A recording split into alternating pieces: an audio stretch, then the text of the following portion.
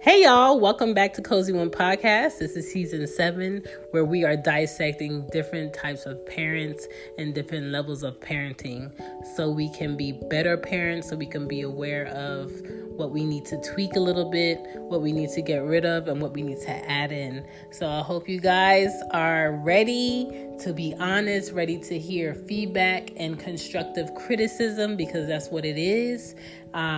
Most of the time I can only speak from my experiences, but majority of the time I'm talking to you about parenting that makes sense, parenting that creates a healthy family construct and healthy children. That's what we want. We want healthy children so they can have healthy families and they can live a great life. All right, so let's get into this episode.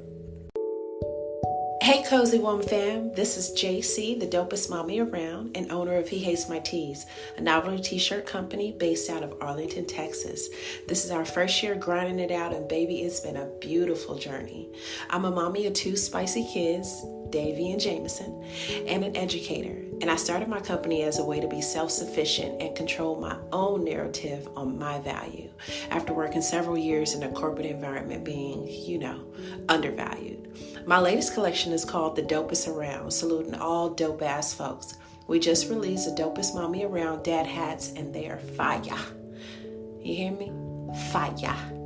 It's available in several colors. Follow us on IG at He Hates My Tees and visit our website, hehatesmytees.com. And that's tees, Tees.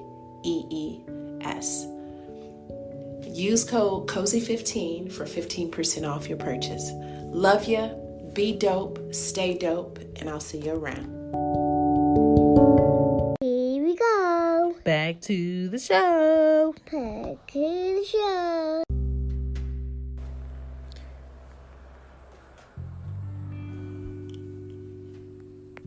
Welcome to season 7 of Cozy One Podcast. This is all about parents this season. I'm going through different types of parents, different styles of parenting, because I think the ultimate goal should be every one of us as parents being better parents. I think there was a generation of parenting where it was, do as you're told, don't question me. Then there was a second generation of parents that was do what you're told. If you had a nice parent, they probably explain to you why they want you to do it a certain way. But those parents still had their stubborn moments and their faults where they didn't want to grow, they didn't want to learn, they didn't want to change. And then you have this generation, myself as a parent of 2, where I'm very open with my kids about what I say. I'm very open with my kids about, being aware of their surroundings. I'm very open with my kids about my body. I have 2 daughters, so I tell them about my body. I tell them why I have hair on my legs. I tell them why I have hair under my arms.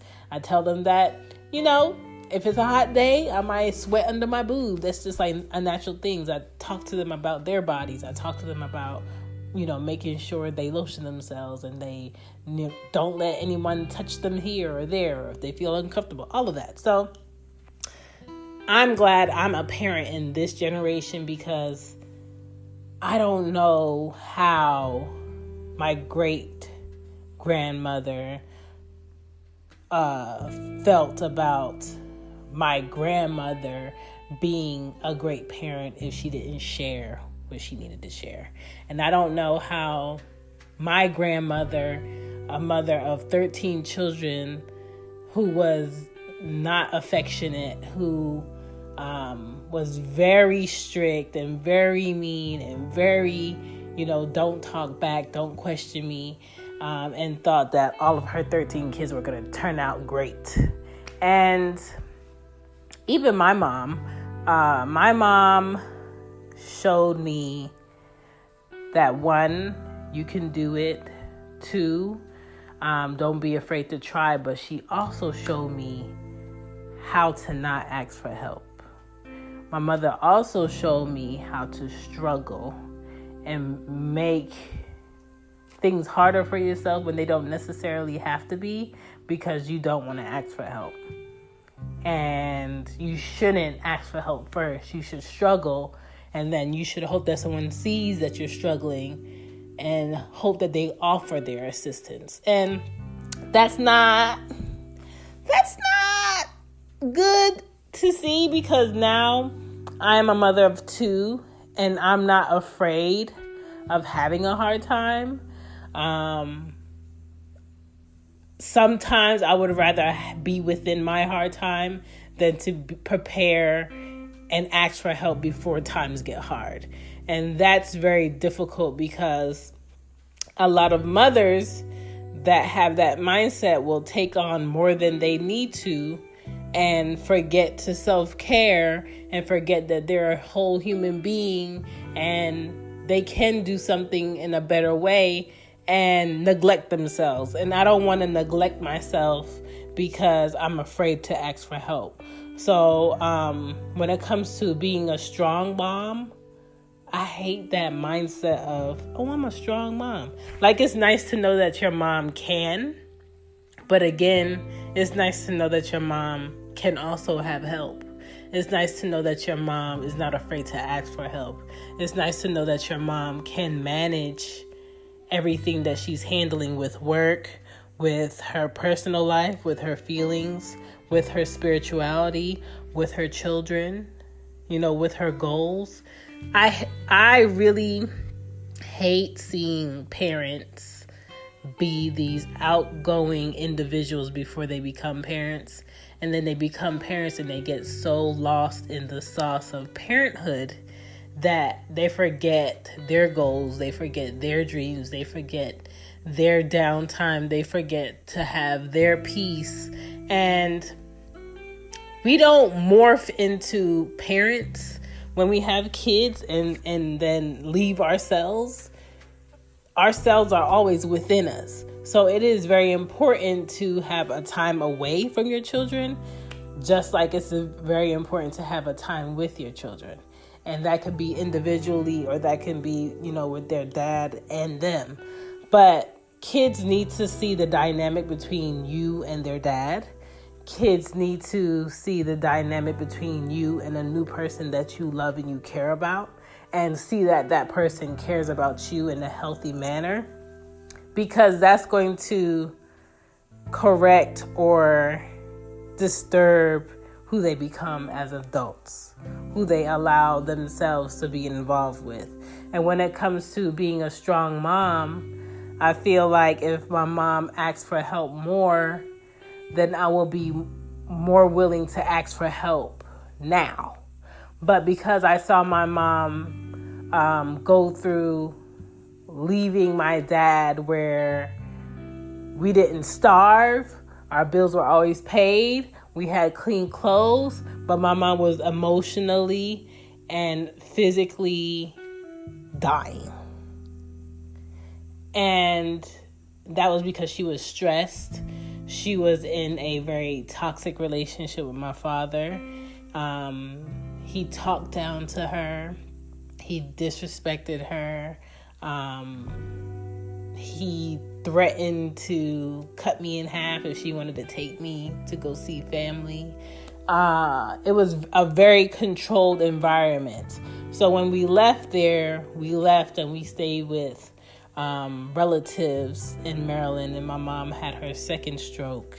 And while she had her second stroke, my youngest brother and we went into foster care because my cousin that we were living with, she didn't want to take care of us, or she didn't want to take us to family during the summer to take care of us. So we were in foster care until my mom got better and she was able to come out the hospital and see us, which was it felt so long, but it had to be like a month or so. And just imagine being in this place with strangers, being in a car with strangers as a child, going into this house with other foster kids, and them telling you, oh, you're going to go to this school. And they took out some earrings. My mom bought me my first set of earrings. They took it. And I remember them pulling me on carpet. They were playing with me. They weren't trying to hurt me, but they pulled me on carpet and I had a rug burn from my waist all the way up to my neck on my back. That's how hard they were pulling me. I remember getting hit in the face with the doorknob because they were playing with the door, and just all of that unnecessariness because you have relatives that do not understand the value of a child and the value of what it is to be real family. And that's why today I am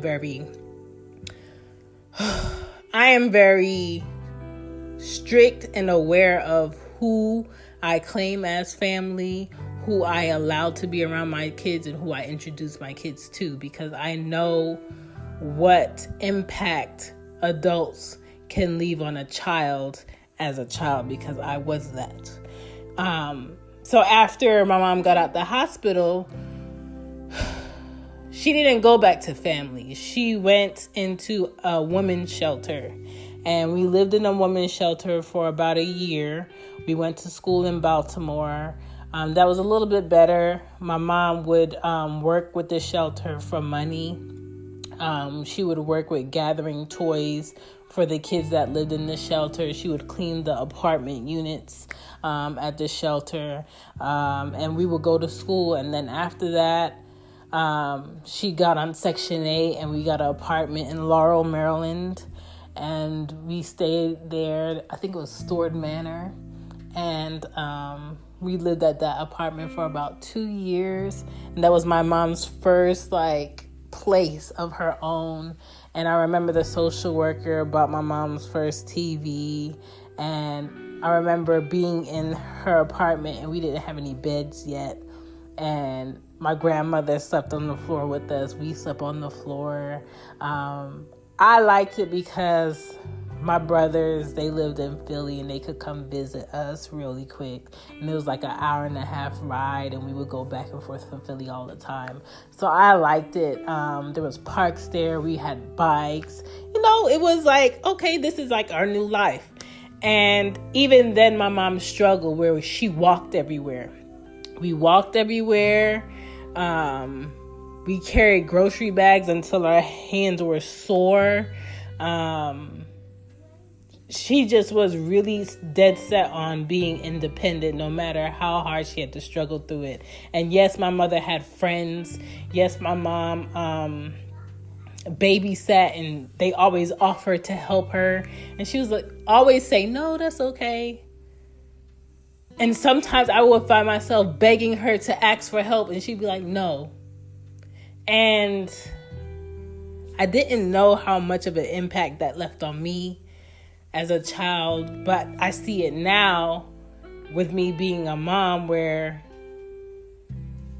okay, Chantal, that's why you don't ask for help, because you saw it as a bad thing to ask for help from your mom. So that's why you don't ask for help. And I try every day to not be that parent that's scared to ask for help. I try so hard not to be on this I'm a strong mom raft in the middle of the ocean, because that's what it is. Nobody cares about you being a strong mom when it comes to getting things done. If you need help and someone has a boat and you are on a raft in parenthood, ask for help. Don't strive to be that strong mom, because you're going to tire yourself out. You're going to be exhausted. You're going to push yourself to the side. And then you're going to wake up one day and what happened? You're going to wake up and be like, what happened to me? What happened to Chantal's needs? What happened to Chantal's want?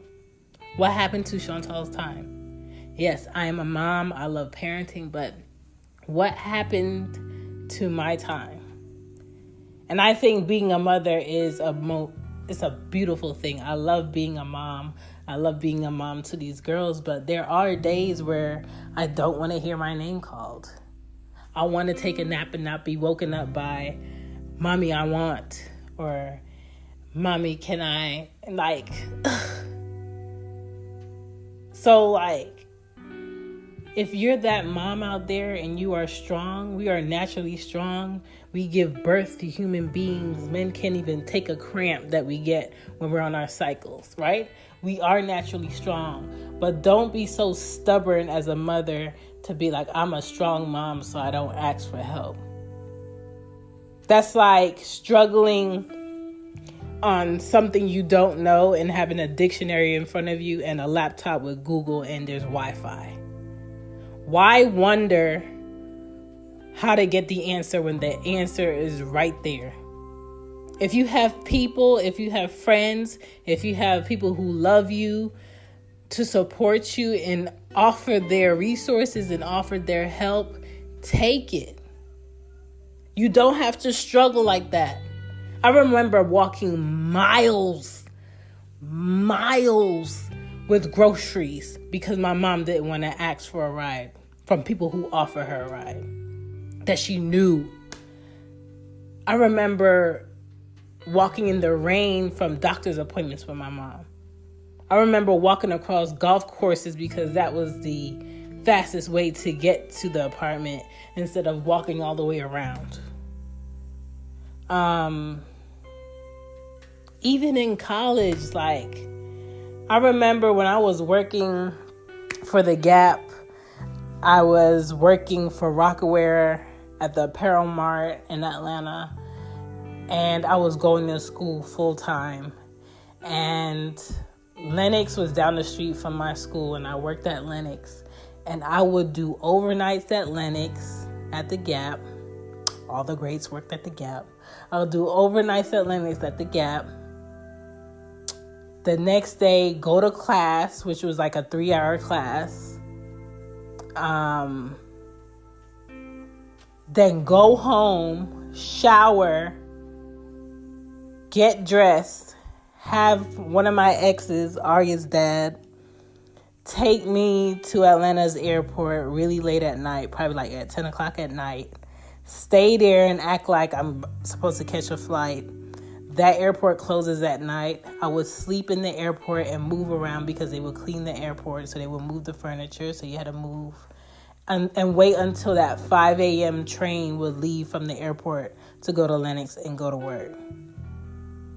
All because I didn't want to ask for a ride to take me to work.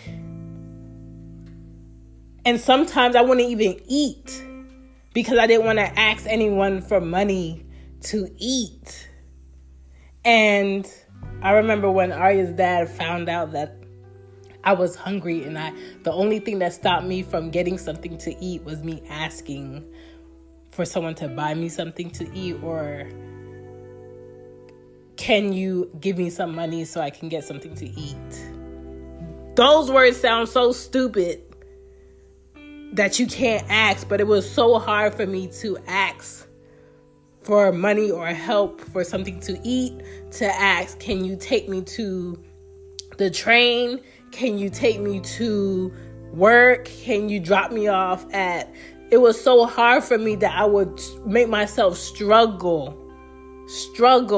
And then there were nights where the latest bus, when I was living with my aunt, the latest bus that will go into the South Side would drop me off. It would drop me off in Riverdale. And instead of me call people I knew with a car, I would walk from Taylor Road all the way to my aunt's house, which was like a mile. Or I would walk from the library in Riverdale about 2 miles by myself at like 1 a.m. in the morning, 2 a.m. in the morning. When I was interning for O at Chilio, I would walk. I would catch the bus. It would take me to the airport or to catch my next bus. And I would walk 2 a.m. in the morning and get in the house and take a shower and wake up and do it all over again. All because I didn't want to ask for help, or I felt like someone was going to get tired of me needing help. So I just struggled by myself. And I don't want my daughters to struggle like that.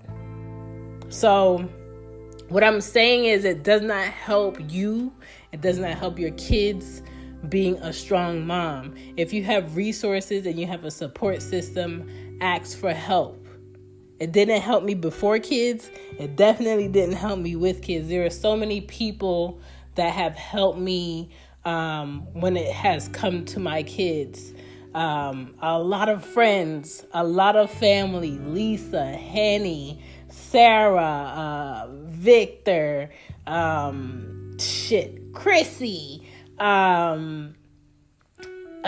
There's so many people. Jayla, like, there were days where I didn't know if I was going to make it from this day to the next day. And people have come through. People have just sent more than what I've asked for at the last minute. And it's just like, I appreciate people I have in my life so much. And even people who I don't even talk to anymore for separate reasons, I appreciated them at those moments because it was never about me. It was about me being a better mother for two girls that needed me. And I was doing everything I could to the point where I couldn't.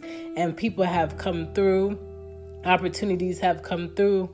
But what I'm saying is, don't wait at the last minute to ask for help. Don't wait at the last minute to be drowning and reach up a hand and there's no one there because you never signaled that you needed assistance, that you needed help. You don't have to struggle like that. That's not healthy. And to be a better parent means to stop trying to bask in that, oh, I'm a strong mom. You know, shout out to moms who are strong and are going with it. And we all know our tolerance is way better than men. But we do get tired. We do get exhausted. We do not want to be out here doing it on our own. We do not want to have a father that has to be put on government child support in order to support their kid equally like we do. We do not have to beg you. We do not want to have to beg you to take your child to an appointment so we don't have to call out of work for the 15th time to take the child that we shared to a doctor's appointment. If you are a father and you share a child with another human being that is a woman, please, if she took the child to a doctor's appointment last time, it's your turn. She shouldn't have to beg you nor ask you to. If she tells you 2 weeks in advance, hey, such and such has a doctor's appointment, please remember it. Put it in your schedule and take that child. If a child is sick, don't wait or depend on that mom to come out of her pocket and buy that child some expensive medicine that you can go ahead and pick up. If you can't remember the last time you got your child diapers, buy diapers and keep the receipt just in case. If you know you haven't shopped for your child in a while and you know school time is coming up, ask the mom, what is it that the child needs for school? Uniforms, supplies, what can I get? It's all about supporting. And moms, don't bottle up your energy and your anger because a dad didn't think to ask or never asked. If you feel like something should be done and they have never been a parent before, allow them that space by talking to them and communicating to them in a respectful manner and be like, hey, August is coming up. Your child is going back to school. She needs X, Y, and Z. That way they have time to set aside money to prepare to spend X, Y, and Z. And then it's like getting to them at the last minute. Or school fees is coming up. Or sport fees is coming up. Like, we have to be fair in our parenthood. Nobody really wants to be a strong mom, but we do it because we know our children depend on us. But at the same time, what are you being a strong mom about? Are you being a strong mom because you don't want to ask for help? Are you being a strong mom because you don't know how to ask for help? Or are you being a strong mom because it just looks good as a hashtag? That should not be our goal. That should not be what we're striving for. We need to be better. And that's going to make us better parents. And that's going to bring better children into this world in a healthy manner where they can grow up and also be better parents. That's all I'm trying to say. I love moms that's out here doing it. I love mompreneurs. I know y'all are out here doing it. Chris, Maya, Ray, like, y'all are doing it. I'm so happy when I see that y'all sold out of your product. There's so many moms out here really making a way and a pathway for themselves so their children can have a better life. And that's what it's about. If you're not into being a better parent than your parents were, I don't know why you're parenting. I really don't know. Like, you don't compete with your children in parenting. You set them up. You set them up, because if you set them up well, in turn, they will take care of you in your old age. Period. Thank you for listening to Cozy Womb. I hope you guys enjoyed this season. Next episode, we will be discussing a different type of parent and a different wave of parenting. Peace. Bye. Bye. What's so special about Hero Bread's soft, fluffy, and delicious breads, buns, and tortillas? These ultra-low net-carb baked goods contain zero sugar, fewer calories, and more protein than the leading brands, and are high in fiber to support gut health. Shop now at hero.co.